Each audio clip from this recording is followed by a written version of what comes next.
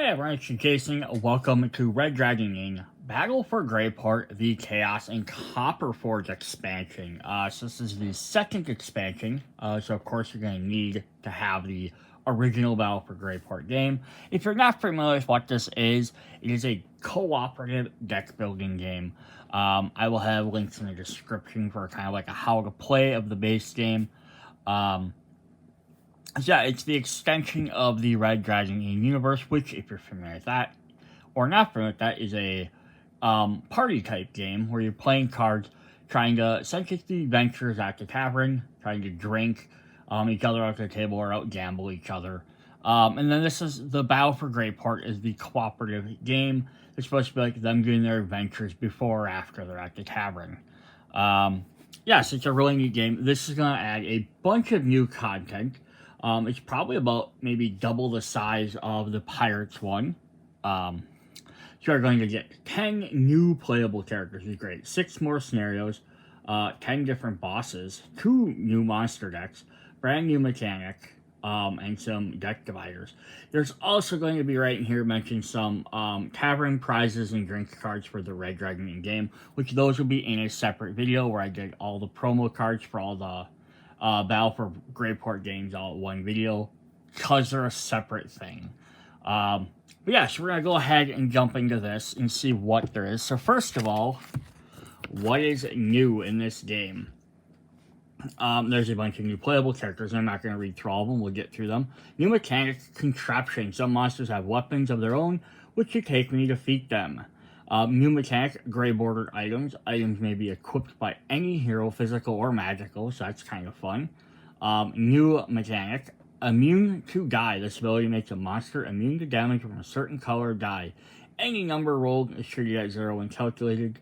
Applies a fighting damage as well as roll-based snipe splash damage. If a hero deals damage to both an immune and non-immune monster with the same attack, cleave for example, then the non-immune monster would still take normal damage. 2 new types of monster decks, constructs and advanced constructs. So most of these metallic monsters get a contraption when they come into play. In addition to 2 new monster decks, there's also 3 copies of the Hobo Gartbot and 3 copies of the Auto Orc, which are used in one of the scenarios, which get shuffled into the Goblin and Brute monster decks. So that's kind of cool, and we'll get into those a little bit later. So how do contraptions work?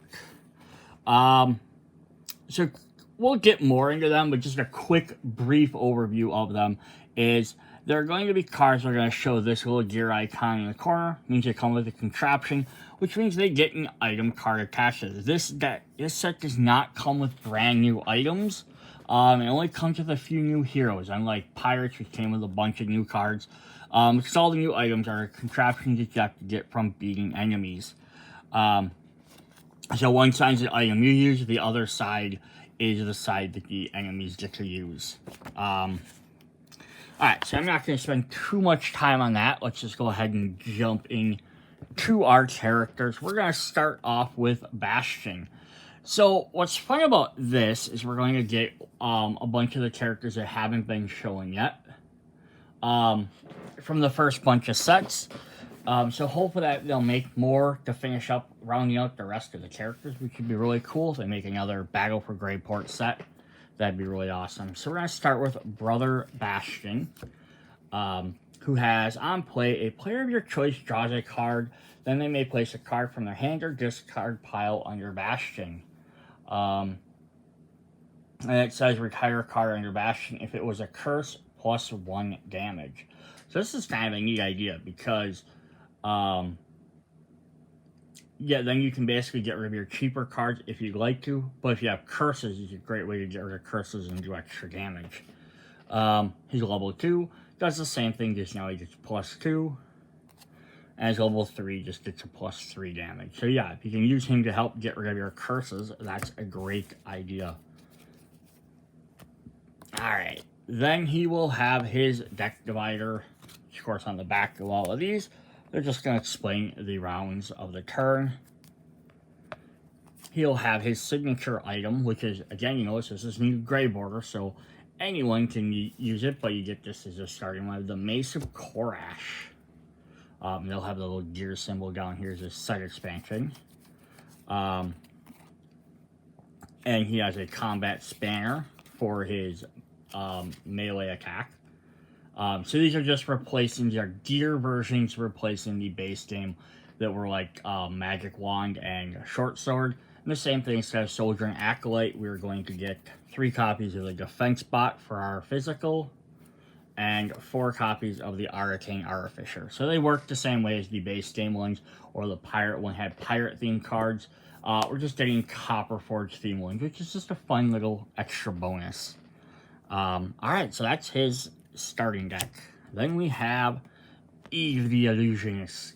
If you're not the defending player, draw a card, and then you get to play 1 extra hero. On her level 2, now she gets a +1 up there. If you're not playing defending player, you get to draw 2 cards. So she works better helping out as a support character. And then if you hit level 3, she gets +2 to her guys. So if you're not the defending player, draw 2 cards, then discard a card. Also, you may choose a play ability on another hero card and play if you do resolve that ability, and +1 hero. So that's really fun. She gets to like gain some good bonuses that way. Alright, her deck. There's her card there. She is going to have the Illusion of Grandeur, which is dual wield, and if this hero has 2 equipped items, you get +2 attack.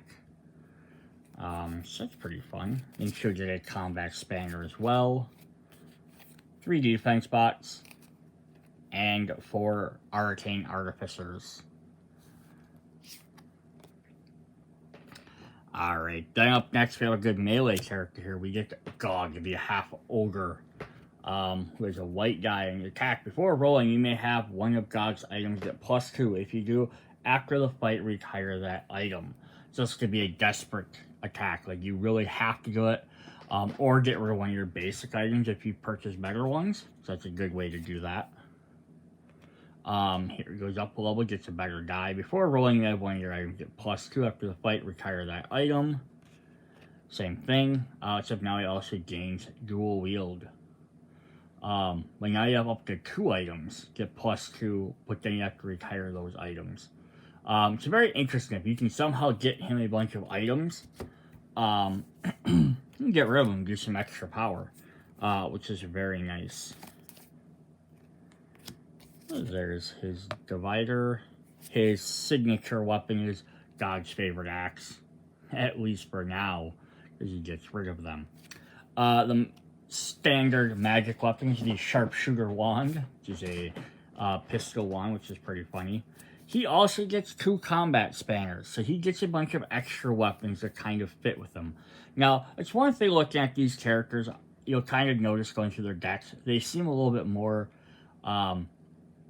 advanced from the base game. The base game kind of had like very simple versions, like hey, you have like two different, like 1 special weapon, 1 generic weapon, and your main guys. These guys seem to get a little bit, I think, heftier abilities. Like they, after 3 games, they've been designed a little bit better. That being said, I love them for that reason. Maybe have an update to some of the older characters, but you never know. So he gets 2 artificers and 3 defense bots. But that's just me. Maybe I'm just overthinking it. We have Witch Doctor Natalie, Pierce 1 and Snipe on play. So that's nice, just to deal some extra damage to characters. Then she has Pierce 1 and Snipe 2. Yep, Snipe just goes up. And then level 3 shots, it's a +1 die up there. Pierce 1, Snipe 2, then Snipe 2. So she's going to do lots of ranged damage. There's her card. She gets a huggable doll, which is our good friend we just saw, Gog. Gives her taunt.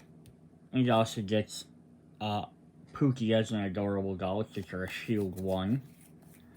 And then she gets her combat spanner. And then she'll have 3 defense bots and 3 arcane artificers. Yes, again, look at that. It's, again, a little bit different setup for your base deck to give them some extra special weapons. And then we get Brewmaster Frank, who just has on play, draw a card, but he has a yellow die right away. Level 2, choose one, draw a card, or recruit a retired potion. This is interesting. He has special mechanics here. Level 3, draw a card. You may recruit a retired potion. Action, he may equip as many potions as you like. They do not count as his items for the round. So he's going to get some special cards here. So there's his divider. So he gets a charisma potion, which is can be equipped to anybody. +1 hero and retired. The charisma potion, so you get to use them once. Strength potion, which has dual wield. Another strength potion. And a luck potion. You may reroll this. Reroll one die, use your spell. You must keep the new result. Retire luck potion. So he only gets 4 of them, so it's kind of interesting. He gets those 4 cards, and then you can keep reusing them. So it's an interesting idea. And he gets 2 artificers and 3 defense bots. Alright, up next we have Caitlyn the Renegade, who has dual wield. Choose one, dual wield or cleave. And then we got 2 yellow guys, dual wield and cleave. It's very, very straightforward on what she's doing, just damage, right? And there's hers. All these characters, I believe, have hero cards you can get from the recruitment deck in the base game. She gets Magic Pixie Dust, which says attack. This hero ignores tank and range, which is really good for what she's trying to do. The Combat Spanner, 3 defense bots, and 4 Arcane Artificers. Alright. Up next, we have Wizdilly the Tinker. So a lot of these were unlocked during the Kickstarter campaign. So otherwise, normally there would have, I think, been 5 characters. There would have been more of the tech-themed characters like Wizdilly, and then coming up next, like we have Wizwick and Wrench. And it would have been more of those characters. And we're getting characters like Gog and Brother Bastion because of the Kickstarter, which is really fun. That we unlocked it for everybody. That it wasn't like a Kickstarter exclusive stuff. At level 1, you may retire a card from your hand. Interesting. Level 2, choose one. You may put an item card from your discard pile into your hand, or you may retire a card from your hand. And on level 3, a player of your choice may put an item from their discard pile into their hand. Then that player may retire a card from their hand or discard pile. So she's gonna really just help you kind of like, get your deck straightened out. So there's her. She has the Omni Sight goggles. Vision 3. So Vision was from an ability unlocked or found in Pirates, the second expansion, which lets you look at that number of cards from the top of your deck, put any number back on the bottom, put the rest back on the top in any order. Just basically lets you stack your deck. After the fight, you may retire Omni Sight goggles. If you do, each player draws 2 cards. Vision also, though, lets you, not just your deck, you can actually look at any deck. You can look at another player's deck, the monster deck, the recruitment deck. This is kind of a neat little ability. Sharpshooter Wand. We have 3 Artificers and 4 defense bots.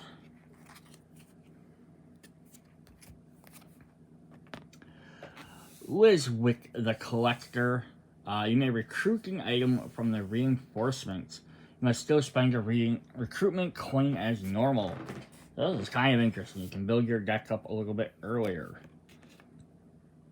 Level 2 gets a +1 to a die, and you may retire an item from the reinforcements. Then you may recruit an item from the reinforcements. And then finally, on level 3, you may retire up to 2 items from the reinforcements. Then you may recruit an item from the reinforcements. You must still spend a recruitment, and she also gains dual wield. Just lets her buy cards earlier than waiting until the end of the round to do it. Which could be very helpful. Plus getting to retire other cards you can maybe get rid of some of the, like, maybe in the right off the bat might not be super helpful, but like by scenario 2 or 3, getting rid of like bronze characters, so you only have gold characters or silver characters left, might really help. Because then you can buy up. There's hers. She has the Bag of Holding. You may recruit the lowest cost item from the reinforcements pile for free. If you do, putting other players into another player's discard pile. So you have to give it to somebody else, but that's still not bad. Sharpshooter Wand, 3 Artificers, and 4 defense bots. Alright, then we have Wrench, our Kobold. But during cleanup, a player of your choice may return a physical item from play to their hand. Very specific, but cool. Attack before rolling. If Wrench has an item, choose one, splash 2 or 2 damage. And then on cleanup, they can return a physical item. And on 3, if he has an item, splash 2 and +2. And then the player of your choice can return a physical item. So very, very cool abilities on him. Let's see what he does. He gets Wrench's little helper, little robot kobold, who has Snipe 2. The Sharpshooter Wand. He also gets a Combat Spanner. And then he gets 3 defense bots and 3 artificers. Alright, then our last character in this set is Zariah the Summoner, who has draw a card, then discard a card. You get to play an additional hero. Level 2, draw a card and discard a card. You may retire any of Scrappy, Bandit, and Amber cards from your hand. If all 3 have been retired, recruit Chimera. So this is very interesting. Again, she gets the more unique style. And then her level 3 is draw a card. You may retire any of Scrappy, Bandit, and Amber cards from your hand. If all 3, recruit Chimera and play a hero. So, what are hers going to do? So she gets an interesting starter deck. So she has the Summoning Sword. Gets +2 attack if Scrappy, Bandit, and Amber have been retired. So it's kind of like she summons a sword and then she's not using them. She gets the ability. She has the Combat Spanner. She gets the 3 Artificers, and she gets 1 defense bot. And then to finish off the rest of her deck, she also gets Amber, which has Splash 2. Amber is an item. You can see by the... it's kind of interesting. Bandit can't use items. Upgrade any one of your recruitment coins. So that's kind of cool. Scrappy can't use items. But it's a better die than the basic characters. And then if you have all of them, you get Chimera, which starts out of play, but Chimera can't use items, but has Splash 3. So basically, you retire the other 3 cards, you can summon your Chimera at some point to gain a better summon. Oh, we didn't show her card off. So that's kind of a neat little gimmick to the deck. So those are all of our basic starting characters and their decks. We're going to look at the few recruitment cards we can add, which are the last few of these characters that weren't already revealed. We have Wizdilla the Tinkers, so these are just going to your recruitment deck. You may put an item card from your discard pile into your hand, then you may retire a card from your hand or discard pile. Wrench, who has Splash 2, and return a physical item from play to your hand. Zariah the Summoner, draw 1 and play 2 heroes. Witch Doctor Natalie, Pierce 1 and Snipe 3. Lizwick the Collector, dual wield. If Lizwick has 2 equipped items, she gets +2 attack. And then finally, Mech Suit Pookie. If Mech Suit Pookie can't use items except for physical and magic contraptions. If a contraption wielded by Mech Suit Pookie would be salvaged or retired, you may discard it instead. So very interesting. Alright, so then on to our... We're going to look at the contraption cards next, because they're basically your item cards for the game. But we're going to look at one of the villain monsters first. So like I said earlier, monster cards will have this symbol in the corner. It shows that they get a contraption. They have their normal attack, health, set symbol, which is the gear, what group they belong to. This is the Hobgoblin, which goes into the Goblin deck, which kind of mechanicalizes these guys, which is kind of fun. It says if a hero fights Hobgoblin deals damage, it drops its contraption. Yeah, so they're going to get these special contraption cards, which are going to look like this. So how this basically works is, a contraption item starts off with the hands of a monster, but is picked up by a player and the monster is defeated. Like other items, they can be physical red, magical blue, gold bordered, or gold plated armor indicates a contraption never actually used by a player. That's a special card. Many new monsters include a gear and a red background. This notation means ambush, add contraption as monster. So yeah, then note that the gear card in the corner of their card for like their set is like just for their group. So each contraption has both a monster ability and a hero ability. The monster abilities want the same silver border as the monsters and have the hero on the other side. When a monster gains a contraption, you place it under the monster card. It gives them extra rolls. When a monster with a contraption is defeated, it drops its contraption. One of the players must take it into their hand. Then it counts as that player's deck and works just like any other items. This is kind of a neat way to gain extra items. So if I play my Hobgoblin into play, he comes in like this, and you can set the silver kind of matches up with the silver. So now he has +1 attack. And then if we defeat him, now I get to add the stabby stick into my hand. And there's ones that have a bunch of other different abilities, so we'll go ahead and take a look at all of them. We are also going to get a new deck divider for contraptions specifically, just because you can keep them separate. So now you could add these, you could potentially add these into any other game and scenario, use them with other things, and just equip monsters with them if you like.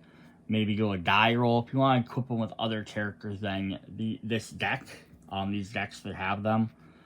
It's always a possibility, but that's really up to you.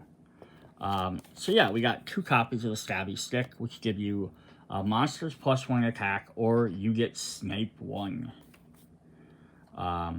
We have 2 copies of the Mana Enhancer, which gives you Pierce 2, and you have to salvage this card. Or if we flip it over, the first point of damage from this monster, and each monster damage step may not be shielded, so it has a extra shield there. And then if we, one sec. Alright, this will be easier than flipping these over and over like the entire deck. So we have the self-guided arrow, which has Snipe 2. And then if it goes to the monster, it just has immune to Snipe. And there'll be 2 copies of each of these unless otherwise notified. We have the Artificer's Hand, which has dual wield. A little tentacle coming off the chest. Or monsters get +1. Energy Shield, +1 shield, and salvages cards. You can see these are not like, they're good weapons. They have some interesting new effects as well. Also, just giving these monsters these extra bonuses. Well, I don't think they're going to generally be too abusive if you added them to a previous set somehow. So the Energy Shield gives a monster +1 shield. We have the Helmet of Personal Space. You may retire a hero from your hand or discard pile. And for the monster, says when a player taunts this monster, that player loses 1 HP. We have the Cursed Necklace. Well, Cursed Necklace is in your hand, you may not play other items. So this one's kind of fun too, because it gets you a -1 attack. You may retire this hero if you do salvage this card. Yeah, so this is kind of a neat idea though, that you have to get rid of, or some of the cards are bad. I always like the idea of a bad card. I was trying to see what salvaging was. I think salvaging means putting them back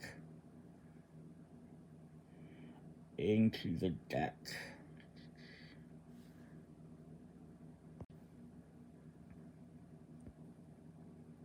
Yep. Just make sure I read that. So yeah, salvaging says some effects will instruct you to salvage a contraption. To salvage it, shuffle it back into the contraption deck. So something like this cursed necklace can be a giant pain because it reduces your stuff, but then it's going to keep coming back on the monsters. But they get the cursed keyword. We have Gizmo Pouch, +1 shield, and then salvage this card. Some of these aren't even bad either way. Like, they keep getting salvaged, and at least the monsters keep having an option to use them, but you can potentially get them back as well. And then they're also not clogging your deck up with these kind of weaker cards. They're just giving you an extra card in your hand to use. Play it, and then it goes away. So here's Immune to Splash. We're going to drop these down quick. We have the Personal Wrecking Ball, which gives /1. The Flux Calculator, which just has salvage this card, but it gets you a white guy for the turn.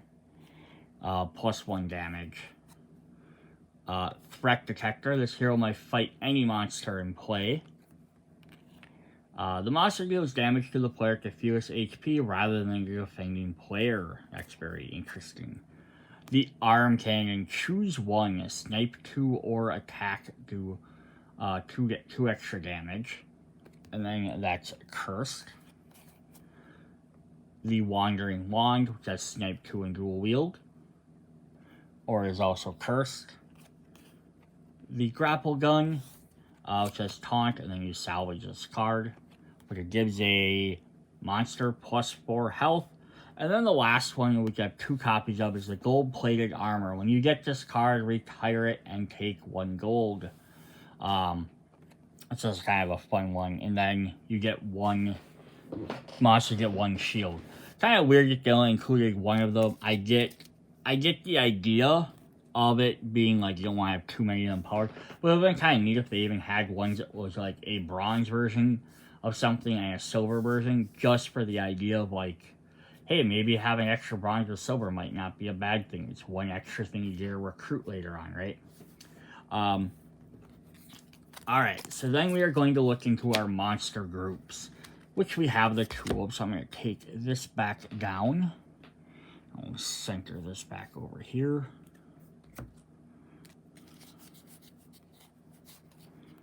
And we are going to start with our constructs. So I love the construct, and then there's like a more better one. So these are gonna have the little gear in there. And again, we'll just always assume I have 2 unless I say otherwise. We have the Gizmobbling, who has the contraption on there. The hand size of the player, and this is probably reduced by 1. The Mecha Rogue, optimized for violence. The Unobtainium Golem, expensive but destructive. The Airship Pirate. Wait, pirates again. Well, that's fun too. We do have 3 copies of the Flimsy Automaton. A Fierce Defender, at least until a Stiff Breeze comes up. The Steam Tanklet, a little fairy tank that's very adorably dangerous. 3 copies of the Robogre. If the hero fights Robogre and deals 7 or more damage to it, it drops its contraptions. So that's kind of fun. Like, if you damage some of these robots enough, they're going to drop their items. We have the Technomage Ambush. Each player gains a curse. And then finally, we have the Plated Halfling. A bunch of pots and pans. /1. Who's weak now? Ah ha ha ha ha. That's pretty fun. Some different stuff there, right? And then we actually get a second one, which is kind of cool. We get the Advanced Construct, which will have the gear with a plus icon. So we have the Maligned Tinkerer Ambush. Add a thingamajig token to this monster's group and then give it a contraption. So we'll see what those are in just a moment. Rust Monster. Retire any contraption used to fight Rust Monster. We have 3 copies of the Ironclad Mech, which just gains extra bonus there. We have 3 Arachno Beasts, immune to green dice. The Metal Steel, ferocious and ambush moveless monster to the active group. The Mechanized Sprinter, immune to white dice, blink and you'll miss her. The Energy Sapper. Whenever a player fights Energy Sapper, that player puts a curse on top of their deck. The Distraction Engine. This player in front of him can't recruit cards. And finally, the Dismantler, which has Tank. When Dismantler deals damage to a player, that player may discard a card. If they don't, they gain a curse. Yeah, so that's pretty fun. We get 2 different sets of cards, a bunch of different extra things. Let you do some stuff. Then we did have the 3 copies of, we just saw this from the Hobo Goblin bot, which goes into the Goblin deck if you want to add him. So some of the scenarios in here will add them in there. If you choose to, you can keep them in your regular deck if you're going to play contraptions anyhow. All the mixes in there. If you're not going to use your contraption deck, you're going to have to take these back out. But there's only 3 copies. Then we have 3 copies that go into the Monster deck, I believe. Monstrosities deck, which is the Auto Orc. If a hero fights Auto Orc and deals 3 or more damage, it drops his contraption. Yes, this is kind of neat. I wish they did more things like this. Like, I wish the Pirates one would have done something like this. Or even if they released little, like smaller expansion, just like, hey, here's, like, a new set of, like, updated cards. Like, here's, like, some new monsters, just, like, update for each deck. Like, new monsters for each deck. Here's some new cards. Just, you know, you have to make full-on new scenarios even. Or only, instead of having, like, 6 new scenarios, have it be, like, here's 2 new heroes, a new set of monsters, like, or, like, 1 set of monsters. Here's, like, an update to, like, 3 other sets. We can swap some of these cards in. And, like, 1 or 2 scenarios. Even if the scenarios use some of the old characters, I think that would definitely be fun. I get a lot of the Red Dragon and stuff tries to make the game as playable as possible by itself. Like, obviously, it can't play without the base game, but they kind of made it so, like, I pick up Copperforge, you can sit down and just play the Copperforge characters. You can swap out the basic cards you need, but you could essentially play the rest of this all by itself, which is not a bad thing to do, but I also don't have an issue with just stuff that's mainly just upgrades. Alright, then we have some tokens here. So we have 1, 2, 3, 4, 5, 6 thingamajigs. Very simple, they're ranged. But on the back side of those, we will have some tokens for one of the bosses. So we will wait and look at those in a moment. Let's look at our oversized cards. We have some new locations. We have a Yield Gizmo Shop. Items that cost gold cost silver instead. Each player may immediately recruit an item from their reinforcements. We get the Drunken Gearbox, which is the new tavern, which is also added in this set. So this was items that cost that. This is heroes. Each player draws a card, then they retire a hero from their hand or discard pile. Copperforge, Inventor's College. Heroes with contraptions have +1 Pierce. Reveal the top 3 cards from the contraption deck. If a player of a player's choice chooses one of them, puts in their hand, salvage the rest. Copperwood. At the start of each round, if the active player has a recruitment coin, 1 shield. Deal 10 damage to any monster in play. That's very powerful. Copperforge Squares. Heroes have fight. After the fight, you may retire an item from this hero if you do Snipe 2. And then Shield 2 if they win.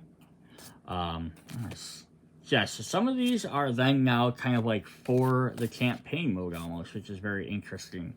So we have Abandoned Warehouse. When you use this turn marker to taunt, you may also Snipe 2. Targets may be different. Deal 2 damage to each monster. For each monster, drops all of its contraptions. So the thing is, some of these will work in any mode. Some you have to use the contraptions, which is why I almost feel like I just add the contraptions to any deck. Every time you roll a monster, roll like a d6, and if you get like, either like deal like a 1 to 3, add a contraption. You don't add it, and that way every monster gets this, and you get these cards used more often. That's personally my thought. Alright, so we do have these two interesting new locations. We have Torin Hall's Laboratory. So these are going to be used more in scenarios than specific ones. So start each round, add a monster to the location. Then move a monster of the player's choice from the location to the active monster group. The monsters deal no damage to this location. Heroes may fight this location as though they're a monster tank and an active monster group. And then we get the aftermath of this. We have Torin Hall's Ruins. At the start of each round, add a monster to the location. The location monsters take no damage, and the monsters deal no damage to this location. Heroes may fight this location as though if it were a monster of tank as the active monster group. You may destroy this location, all monsters to move on to the next encounter. So these basically turn two locations into monsters instead of locations to defend against. And then we have two special ones. So we have the Passenger Lounge, part of the Copperforge Express. The turn ability marker now has Snipe 2 or Taunt, and each player may immediately recruit a hero from their reinforcements. And then the Engine Room of the Copperforge Express, heroes have dual wield. Reveal the top 5 cards from the contraption deck. Each player may recruit an item from the reinforcements as normal, or recruit one revealed contraption for free. Salvage the unpicked contraptions. It's very interesting. Alright, then up next we have all our scenarios. So our first one we have is the Party Interrupted, which was in the base game, which was in Pirates. Because they have updated it, so if you bought a very early version of Greyport, Battle for Greyport, they have updated this since then. So this is the new updated version. So we have City Under Siege, Melee at the Market, and Save the Ale. So they just added this in here in case you bought the base game early and you picked up this expansion later. Now you have the updated version. If you buy a newer version, like a re-release of the base game, you already have this version. Up next, we have Mech Suit Mayhem. Defeat Gromit and all other enemies. So you use our 2 Copperforges. Gear up everyone. Each player must discard all items in their hand. He has friends. Discards a silver or gold and gains a bronze. And then Brilliant but Deadly. Add Gromit the Follow to the location. Each player must retire a card worth at least silver from their hand. If they can't, they use from the discard pile instead. So there's Gromit the Foul. Cursed, ferocious, vengeful, but he's also immune to green dye, so that's pretty crazy. Damage from Gromit can't be shielded. So that can make him very hard to deal with. Then we have the Beast Tinkerer, which will have, added some extra ones in there. So this is Torin Hall and destroy his laboratories. So you can see his laboratories down here. What is he doing? Each player loses 1 HP. Find the lab. Each player discards a recruitment coin and gains a curse. Ugh. And then let's put a stop to this. Add Torin Hall to the active monster group. Alright, so Torin Hall, the Crazed Druid, with a little, cat dog thing on it, squirrel thing on its shoulder. Ferocious and cursed. If Torin Hall's laboratory is not in play, ignore his armor. So if he destroys his lab, he gets weaker. So it kind of works like the pirate ships. Then we have the fun one. We have Torg's Bodyguard 2.0. To defeat Drogbot and Torgal Snarf. Trog doesn't mind if you rough Torg up today. Hob GoBots Online. So this adds the 2 Hob GoBots to the location and 1 to the active monster group.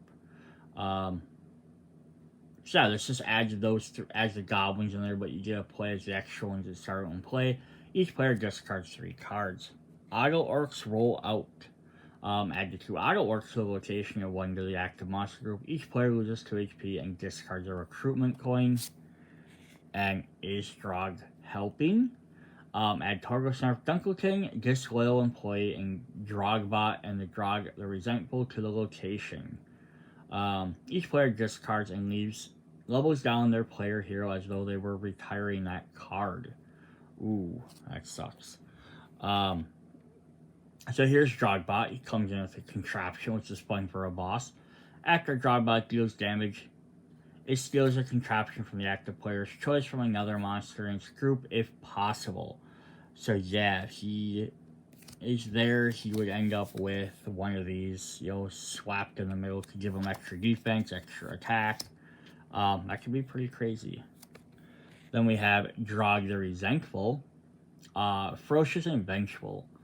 If there is a what are these guys called again? Construct or Contract plus in Drog the Resentful monster group, instead of dealing damage to a player at the location, Drog deals his damage to each of those monsters.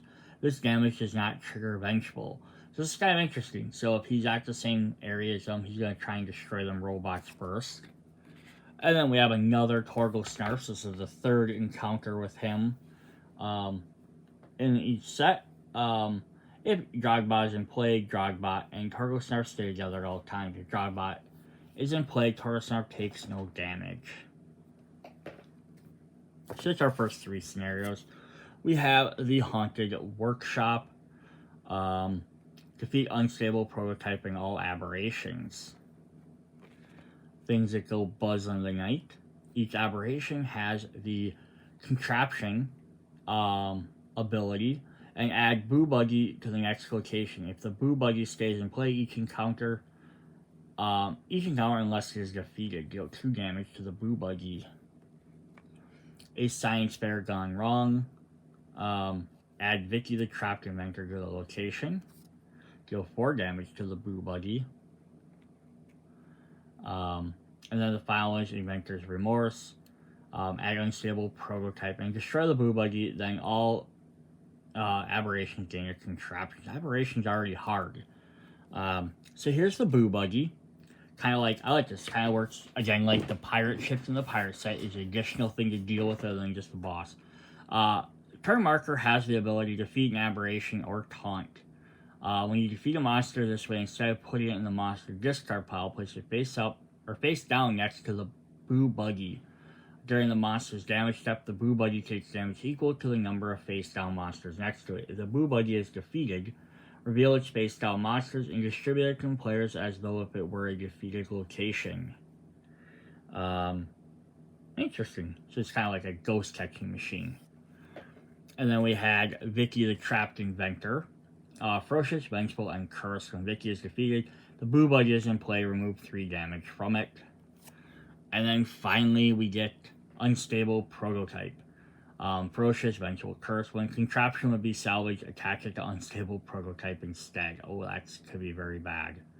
But that's a fun little different scenario to play. Then we have this one, which is the Cultus Express. Defeat the cult train and all other monsters. Who invited the weirdos? Each player loses 1 HP and discards a hero. Stop the train. Add Oznadar the occultist to the location. And on defeat a location, each player loses 1 HP, discards a hero and an item. And fight the train. Add the cult train to the location. The player loses. So there's our first guy we'll add is Oznadar the occultist, who can gain contraptions. And then we have the cult train. Ferocious, vengeful, and immune to yellow. If the hero fights the cult train, deals 10 or more damage to it, retire that hero. So that's crazy. If you do too much damage, you have to get rid of him. Then the last boss we have is the return of Mordegar. Who's Mordegar Steel, or Mordegar Steel. So he came back as well. You have to defeat Mordegar Reborn. So any player reduced to 0 or fewer, or the Red Dragon Inn is destroyed. So we're too late. You may leave gold cards on the reinforcement roll instead of shuffling them back into the deck. Each player may recruit a card from the reinforcements for free. To Greyport, hurry. Add Torganol the Crazy, really good location, so he's coming back from the previous scenario we just saw. The player takes monsters from the location. Each dragon monster blade goes damage to the player in front of it.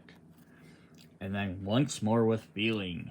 We're fighting at Red Dragon Gang. Add Madrigar the Reborn and Madrigar's blades to the active monster group. Shuffle the remaining Reborn tokens and add 1 random to each other player's monster group. The player loses. Alright, so there is his card. Ferocious. When he deals damage, each player puts a curse on top of their deck. Damage that would be reducing below 1 HP instead of reducing to 1 HP if any Reborn tokens are in play. So it plays a lot like the original. He can't die as long as he has tokens in place. So his tokens are going to be his claws again. Damage from his claws can't be shielded. Except now he gets some blades, which gets a contraption. His jets, which gain a contraption. His life support, which is a tank and gains a contraption. Prosthetic horns, which gain a contraption and are cursed. And prosthetic tails gains a contraption and /1. Yeah, so that's really fun. I like the idea of, with this game being like, hey, we have Korgel Snarf coming back, but you're fighting with a robot drog. You know, the dragon comes back, Mordegar comes back, now he's half robot.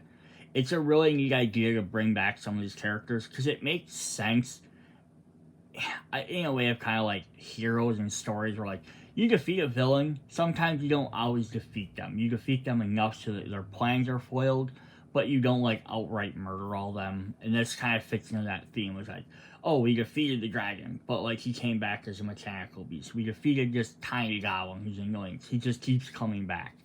Even some of these guys, they come back a second time. But again, this would be really cool to have, like, again, updated scenarios of some of them. Now that we have pirate ships and that, it'd be neat to see if any of the older characters could use pirate ships or different things like that. We have, like, gold or silver equipment we've added in here anyone can use. Make some new ones in there that just work for that. Maybe make silver heroes that can use any color.